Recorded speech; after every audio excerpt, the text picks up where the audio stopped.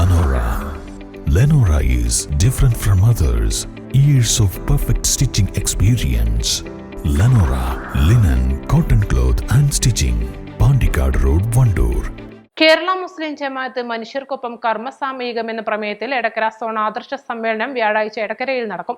Indira Gandhi bus terminal പരിസരത്ത് വൈകിട്ട് 4-ന് നടക്കുന്ന സമ്മേളനം കേരള മുസ്ലിം ജമാഅത്ത് സംസ്ഥാന സെക്രട്ടറി പേരോട് അബ്ദുറഹ്മാൻ സഖാഫി ഉദ്ഘാടനം ചെയ്യുമെന്ന് ഭാരവാഹികൾ വാർത്താ സമ്മേളനത്തിൽ അറിയിച്ചു.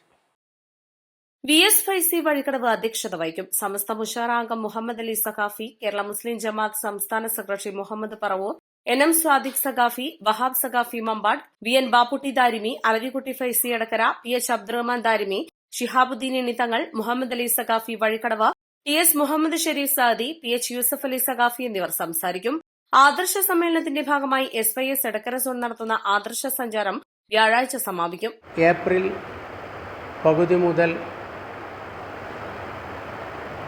മെയ് 20 കൂടിയ ദിവസങ്ങളിൽ കേരളത്തിലെ 125 സോണുകളിൽ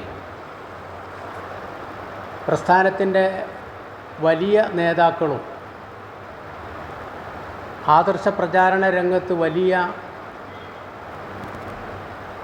സേവനങ്ങൾ അർപ്പിച്ച പാരമ്പര്യവുമുള്ള പണ്ഡിതരുടെയും സെയ്തുമാരുടെയും നേതൃത്വത്തിൽ സംഘങ്ങളായിട്ടാണ് ഓരോ സോണുകളിലും എത്തിച്ചേരുന്നത്.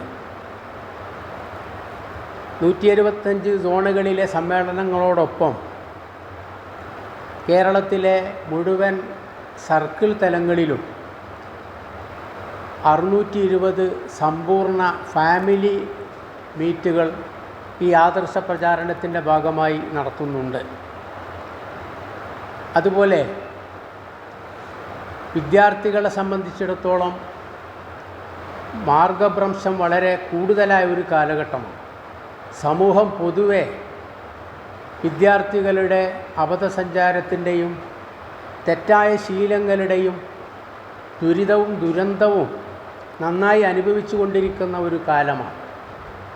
അതുകൊണ്ട് സമൂഹത്തിലെ വളർന്നു വരുന്ന തലമുറയെ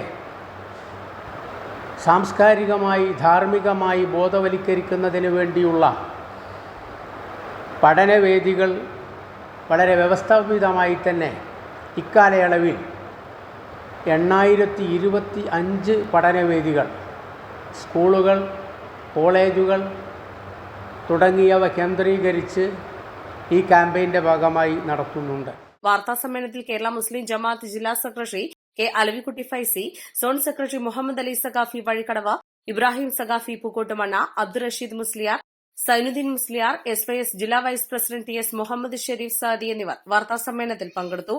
ഈസ്റ്റ് ലൈവ് എടക്കര.